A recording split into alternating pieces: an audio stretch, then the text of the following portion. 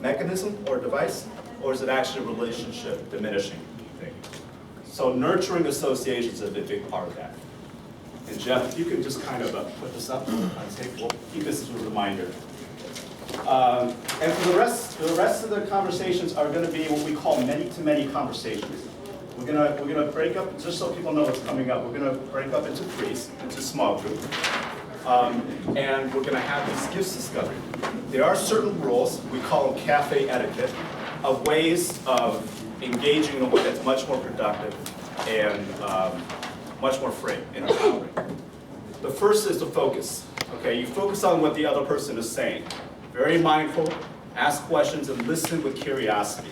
You're suspending any reaction you have or any good advice you might have.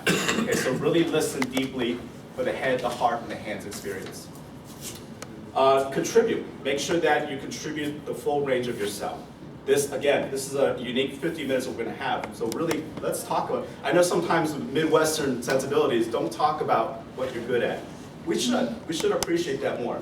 So contribute in the sense of letting your gifts be known, but also contributing in the sense that I am also a facilitator. I am also part of making this conversation a rich conversation, okay? Make sure everyone gets time to speak. You know, if you find yourself going over your, whatever a lot of time is, I'm gonna try and give people 5 minutes. Try and hold yourself back. Try and make sure that everybody gets their stories and their gifts taken. Again, listening, active listening, listening with your heart. Link and connect. We will get to a point where we do want you to react after everyone gets a chance to talk about their gifts. We do want you to make connections out of that, and I'll let you know when that happens. That's going to be the gifts emergence part. But out of this, we don't just want to be passive, we want to be in the conversation, right? And again, we're going to be very playful about this. So play, doodle, draw. We're going to be very, very creative with this, and this is what we call the whole person approach. It's much more than the bullet point, the logical analysis. We're trying to access the metaphors, the stories, the songs that are the right hemisphere part of the brain. And sometimes that stuff unleashes creativity in ways that we can't quite get. Okay, so very quickly, do people get the cafe etiquette, understand the kind of the way of engaging? Jeff, you can put that somewhere where people can Okay, and so let's get into, before we get into groups, and I'm going to get people into small groups and I'll give you the question that we're going to be exploring.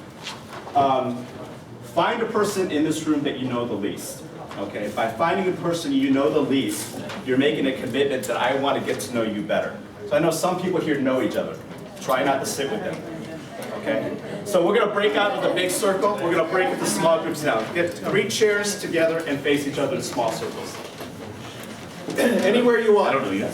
Feel free to grab a cookie if there's any cookies left, and grab a drink. We are in a cafe. Okay. So we are in a cafe setting, so feel free to move around and talk.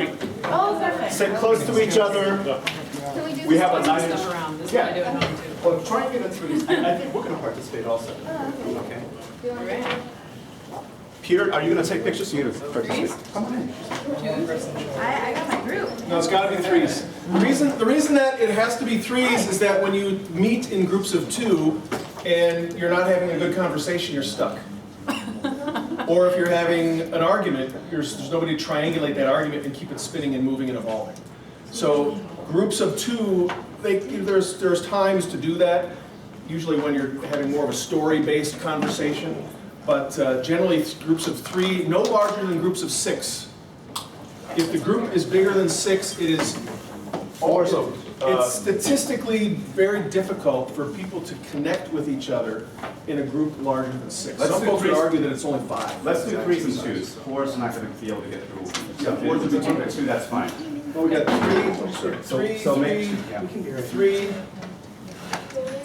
Are you coming? I'll come in, Joe. Okay, so we got another. Here's another 3. Let me know if you guys want more colors. Are you staying? Are you I'll good? explain these post-its in a second here. Okay, is everybody met everybody? There's another principle of this kind of work. The quality of the circle is important. So Martine, with you spinning out, see the way Martine is sitting right now, the energy from this circle and the ability to connect is diminished because there's a geometric hole in the circle. And I don't know if you noticed in some of the other groups, I was over with Janae. This Janae, I thought I saw her. in the group we were in, there were a couple of empty chairs. We were in an oblong, a couple of people were sitting further back from the group, in that geometrically, relationally, it is harder for folks to connect. And so you want to amend the holes in the circle. So in this case, Martina, if you just spin around a little bit, and if you spin around a little bit so that you're all facing each other, and your knees are about 9 inches apart.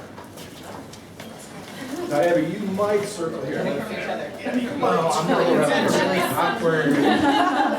Okay.